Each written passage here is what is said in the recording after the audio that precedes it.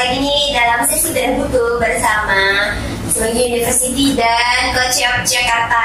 Kali ini keras banget ini. Oke, kali ini kita akan melanjutkan pembahasan buku mengenai sistem enterprise. Di sini saya Ratih tidak sendiri tentunya. Di sini ada Imam Aftuhin tentunya yang dari divisi logistik ya, tak asing lagi. Saya dari Hakim Imam Pratama dari tim logistik. Oke, next. Aku dari divisi posisi.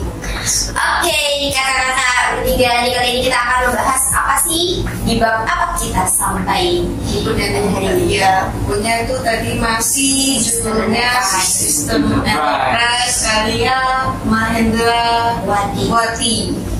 Tuh, nah kali ini kita akan bahas di subbabnya itu judulnya fase-fase proses integrasi aplikasi korporasi. Dari fase-fase proses integrasi aplikasi korporasi itu ya suatu proses ya untuk menghubungi sistem yang berbeda dan memastikan suatu sistem yang terintegrasi dan berfungsi secara sempurna dengan yang lain disebut sistem proses integrasi sistem. Ya saling berkoordinasi satu sama lain dan saling melengkapi. Saling berkoordinasi satu sama lain. Terus mencari apa ya? Kayak yang contoh sederhananya kita laporan harian yang dimana tuh ya profesional kan di situ kita harus nyari barang-barang itu ya kan. Nah, kita koordinasi dari tim yang lain, terus juga kita memastikan lagi ke aplikasi akuratnya, benar stok masih ada, kayak gitu sih. Oke, mungkin ada insight lain atau gambaran lain nggak dari topik yang dibahas kali ini? Ya, dari saya fase-fase yang dilakukan proses integrasi itu ada beberapa tahap. Ya, saya jelaskan. Yang pertama adalah tahap akomodasi, kedua tahap kerjasama, ketiga tahap koordinasi, yang terakhir tahap asimilasi. Yang disebutkan Mas Akhir tadi adalah tahap kerjasama menurut saya, yang dimana kalau divisualisasikan di bawah itu kita harus kerjasama, dimana barang yang tipis harus diinformasikan ke tim yang tidak sip, jadi biar enggak kelewatan tentang produk yang fast moving karena tipis gitu. Sini ada tahap akomodasi, ada tahap kerjasama, dan tahap koordinasi dan asimilasi. Tahap ini adalah sebuah proses yang dimana terdapat dua atau lebih dari macam individu dan juga kelompok yang dimana memiliki sebuah usaha untuk dengan saling melakukan penyesuaian diri. Jadi ini perusahaan pasti melalui tahap seperti tahap akomodasi, kerjasama, terutama akomodasi lah ya. Kita dipertimbangkan dulu. Pasti ada perencanaan. Di sini meliputi ada arsitektur, bahasa desain, tahap implementasi. Saya lihat di sini kan kita jualan melalui Tokopedia, yang dimana barang-barang pasti ada namanya desain produk yang harus di-upload ke Tokopedia, dan barang apa aja yang sesuai spesifikasinya. Menurut saya ini berpengaruh banget di proses integrasi korporasi. Ya, tidak ada desain, pasti ada desain di Tokopedia, pasti ada desainnya tuh, desainnya biar menarik, biar dimana tuh pelanggan tuh kayaknya bagus, desainnya bagus, barangnya juga bagus pastinya, karena melihat dari kartu desain. Itu gambaran dari saya. Oke, kalau dari kakak Arum? Kalau dari aku mungkin pengenalan kayak gini. EA itu apa sih? Kayak panjangan Enterprise Application Integration. Jadi yang disebut tadi itu adalah aplikasi aplikasi berbasis sistem meliputi aliran informasi di dalam satu cakupan perusahaan gitu loh. Jadi sebenarnya sih katakan tuh kompleks ya, nggak cuma soal dari kalau kita nyebutnya divisi logistik sama proses itu kan LPSC, dan nggak cuma berbasis informasi aliran sebatas itu aja, tetapi itu kayak mencakup divisi lain gitu. Jadi kompleks juga, kayak semisal sistem informasi CRM kayak gitu, customer relation, terus juga ada sama mungkin berkaitan sama human relation yang berbasis dengan HRD mungkin. Jadi cakupannya itu sebenarnya luas, menyeluruh dalam satu perusahaan kayak gitu. Jadi sih yang aku dapat dari si AI itu tuh kayak gitu. Nah mungkin kalau misalkan kita disebutin sama Mas Imam tuh dijelasin tadi ada fase-fase prosesnya, dan ini tuh mungkin lebih agak-agak rumit gitu ya untuk menjelaskan. Dan kalau misalkan dibalik lagi pertanyaan tadi, ada nggak yang mencangkup kerjaan kita gitu kan? Ya dalam pasti kita itu kan kayak seputar LPSC tadi kan, tadi contohnya kayak informasi yang dari si masyarakat jelaskan di laporan-laporan, mungkin laporan yang tadi disampaikan, terus sama kayak kita cuman hanya belum sampai berbasis itu sih, sebenarnya kita masih berbasis di sistem akurat tadi yang kita bilang kita gunakan gitu di perusahaan kita di kode yang tahu ini gitu. Jadi belum menyeluruh dan menyentuh sampai ke tahap ini gitu.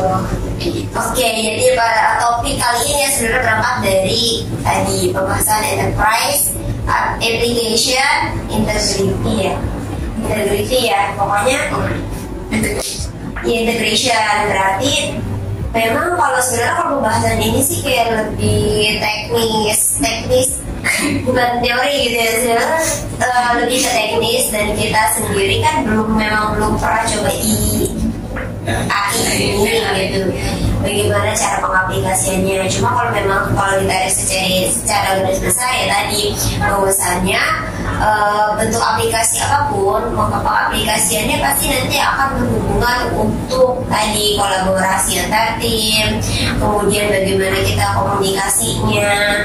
Terus tadi apalagi yang Mas Imam sebutin elemen-elemennya, kombinasi, akomodasi, nah seperti itu. Jadi memang gak jauh-jauh mau aplikasi bentuk apapun, yang namanya aplikasi kan memang diciptakan untuk memudahkan pekerjaan kita gitu ya, untuk mengefektifkan dan mengefisienkan yang udah ada, menyempurnakan yang udah ada. Nah mungkin ada lagi nggak nih, apalagi sih insight yang teman-teman temuin setelah membaca masa-masa proses dari AI enterprise? Proses integrasi aplikasi korporasi, ini saya agak menyambungkan ke ini ya, misalkan agak akurat ya ke sistem yang dimana yang quantity sesuai overstock yang di Tokopedia kan pasti ada batasan apa barang ada berapa, nanti secara kalau udah keluar udah berkurang gitu. Cara kerjanya seperti itu, baru masuk. Jadi ada alurnya, yang masuk penerimaan barang, nanti kan akan keluarkan barang tersebut, kemudian nanti ada lagi divisi yang bertugas untuk mengeluarkan barang tersebut dari sistem. Kalau divisi yang mengeluarkan barang tersebut dari gudang kan logistik nih, dan nanti ada juga selain secara fisik, by sistem pun harus dikeluarkan secara bersamaan gitu. Jadi biar apa tuh? Biar balance. Iya, biar balance gitu. Oke, mungkin ada lagi ya nih, keuntungannya apa sih kita kalau pakai AI ini? Itu tadi lebih efisien dan efektif. Terus sama juga itu di sini ada tulisan otomasi proses gitu, dalam peningkatan efisiensi itu juga ada otomasi prosesnya. Jadi kalau bisa dibilang kerjanya nggak nunggu gitu kan. Jadi ya kalau udah ada sistem gitu tuh udah otomatis langsung gitu bergerak. Iya. Kayak gitu. Terus juga yang tadi dibilang balance sama Massimo tuh basis data yang redundant dan diselaraskan itu maksudnya balance gitu kan. Terus juga adanya menghilangkan duplikasi data. Bisa jadi ini orang kalau misalkan nggak ada basis sistem nih, pasti ada aja kesalahan dalam penjualan nih. Divisi penjualan sistem menginput barang keluar tuh ada yang double itu kalau misalkan nggak ada sistem. Kan kalau misalkan ada double inputan kan pasti sistem menolak kayak gitu. Terus selanjutnya ada satu angka muka per aplikasi menurunkan biaya upgrade. Nah kalau misalkan mungkin ini kan AI itu tuh kayak lengkap banget gitu loh. Kayak fitur-fiturnya kan tadi yang dijelaskan kompleks kan, nggak cuma divisi logistik, divisi, tapi juga berhubungan dengan divisi lain. Jadi kalau misalkan aplikasi yang mungkin yang dimaksud di sini menurunkan biaya upgrade tuh kayak maksudnya kita kalau misalkan upgrade nih, nanti kita punya upgrade, terus kalau misalkan divisi lain juga punya sistem lagi gitu, tapi sistemnya berbeda dan itu kayak makan banyak biaya gak sih? Kalau misalkan upgrade aja tuh udah ngeluarin biaya loh per bulannya ya kalau kita menggunakan 1 bulan gitu. Dan apalagi tambah lagi kalau misalkan di dalam upgrade tuh fiturnya kurang buat divisi ini kan nggak mungkin sistem AI ini tuh lebih lebih komplit gitu ya fiturnya. Terus tadi dari proses otomasi, nah itu juga akses ke informasinya tuh real time. Jadi kalau misalkan Mas Imam nih di rumah, terus tiba-tiba Mas Asep info laporannya malam nih, terus Mas Imam udah di rumah, tiba-tiba tuh maksudnya sih kok pending biasanya gitu kan, dan cuma dari sih pasti logistik itu kan barangnya banyak, apalagi Mas Imam tuh inventory controlnya tuh good banget gitu. Iya gitu. Jadi dan maksimal apalagi nih misalkan bisa ngecek akurat nih pinter nih. Jadi ini loh di upgrade segini dan maksimal tuh bisa menunjukkan data akurat di sistem segini, tapi si ngasih tahu ke Mas Asep gitu, kok kenapa dipendingin hasil segini ada gitu. Sudah beres saya kan nggak sampai bisa nggak mungkin sama pending gitu, maksudnya untuk real time ya. Ya banyak juga sih keuntungannya gitu. Nah itu tadi keuntungannya udah disebutin ya dari buku ini. Tadi menjadi efisiensi, terus penghematan biaya, terus informasi yang selaras. Dalam arti ini kan kita memang informasi itu sangat penting ya. Jadi kadang udah ada aplikasi aja masih suka kayak miskom gitu, miskomunikasi karena secara sistem maupun realnya tuh beda gitu. Kadang seperti itu, terus jadi ada penerapan lainnya. Dan tadi juga baru menyebutkan bahwasanya kalau kita pakai aplikasi ini kan sudah bisa dipergunakan untuk berbagai divisi. Sedangkan kalau enggak, coba bayangin misalnya admin pakai manual atau aplikasi lain gitu, manual lah kita taruh gitu.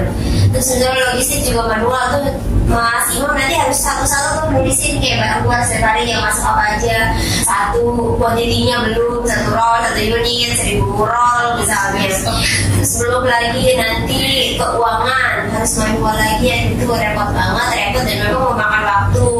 Kemudian memakan biaya juga nantinya, pasti kerja lebih lama. Terus nanti penambahan penggunaan listrik pasti akan lebih panjang gitu. Jadi memang kita sudah disederhanakan banget dengan penggunaan aplikasi ini. Nah kalau kekurangannya gimana sih kalau menurut Mas Akid? Apa sih kekurangan dari AI ini? Kalau menurut saya ya kekurangannya cuma nggak ada sih.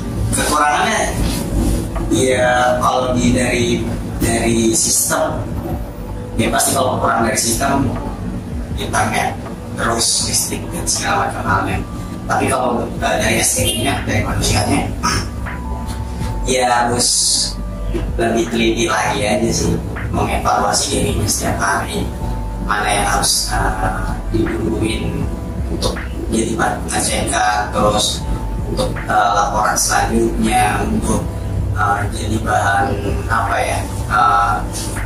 pengemasannya yang akan dikirim, terus juga apa ya, sama untuk menjaga si barang-barang yang kita simpan gitu sih. Itu aja sih. Ya tadi highlightnya adalah human error ya, karena secanggih-canggihnya sebuah aplikasi pasti kan masih dijalankan oleh manusia juga, yang mana manusia pasti ada errornya, itu human error. Mungkin kalau aplikasinya sesempurna itu, tapi kan yang mengoperasikan adalah manusia gitu, yang mana pasti ada human errornya. Mungkin kalau kekurangan dari aplikasi itu lagi, terus apa lagi menurut Mas Imam? Ada lagi nggak sih kekurangannya? Kan tadi udah banyak banget tuh kalau keuntungannya, kekurangannya apa lagi selain adanya human error gitu? Ya, terkadang tuh memasukkan barang data dan itu yang tadi barang fisik, barang nyata sama nggak nyata tuh nggak sama. Jadi dari penerimaan barang pasti ada dokumennya nanti ke purchasing nanti diinput, yang dimana diinput nanti yang kekurangannya di sini nih, kenapa di sistem kualitasnya segini dan di realnya nggak sesuai. Mana yang salah ini? Error, bukan manusianya. Iya manusia. Bukan human error dong. Bukan sistemnya dong. Bukan dong. Kan kalau sistem ya udah diam, dia akan berjalan ketika manusia itu mengoperasikan aplikasi itu. Kalau si kita di SDM nggak ngapa-ngapain, dia ya gitu-gitu aja datanya. Oh gitu. Berarti kalau menurut Mas Imam adalah tadi ya sama, berarti kekurangannya adalah adanya human error. Kalau menurut Baru? Menurut aku sama nih kan KAI apalagi berkaca akurat ya, akurat tuh sering banget tuh yang namanya error, sistem servernya down tuh yang pertama. Kalau mungkin dari segi sistemnya, terus juga ini kan saking banyaknya fitur-fitur yang melengkapi dan memfasilitasi bikin kita efisiensi dan efektif, itu tuh kayak kita tuh jangan terlalu naif banget gitu untuk aku gitu kan. Jadi bisa aja gitu kan kita ibaratnya naruh informasi banyak tentang perusahaan ini, tapi ada orang yang entah menyalahgunakan data terus atau enggak kebocoran data lewat hacker gitu kan, bisa jadi sih seperti itu kalau aku lewat sistem yang bukan dari human error. Nah iya, bisa tuh malware gitu ya, biasanya kalau misalnya ada penggunaan internetnya, jadi memang pasti ada sih ada minusnya. Memang kalau misalnya kita pakai teknologi ya itu tadi adanya peretasan, selain human error ya ada peretasan, jadi sebenarnya data kita nggak benar-benar secure gitu, karena sewaktu-waktu pihak lain tuh bisa tahu password kita atau membobol dengan segala macam cara. Itu udah gampang banget di era sekarang gitu, itu mudah banget untuk para hacker. Di sini ada hacker ya, di sini sama Mas. Kok hacker Nah oke, ini kita udah di penghujung sesi bedah buku kali ini. Jadi kesimpulannya adalah yang bisa saya tarik bahwasannya aplikasi ini sangat mengefisienkan pekerjaan kita, namun jangan lupa bahwasannya pasti ada minusnya juga. Jadi tetap kita harus aware terhadap tools yang memang kita pergunakan untuk membantu pekerjaan kita sehari-hari. Nah, sampai jumpa di pertemuan selanjutnya. Semoga bermanfaat ya teman-teman. Bye bye.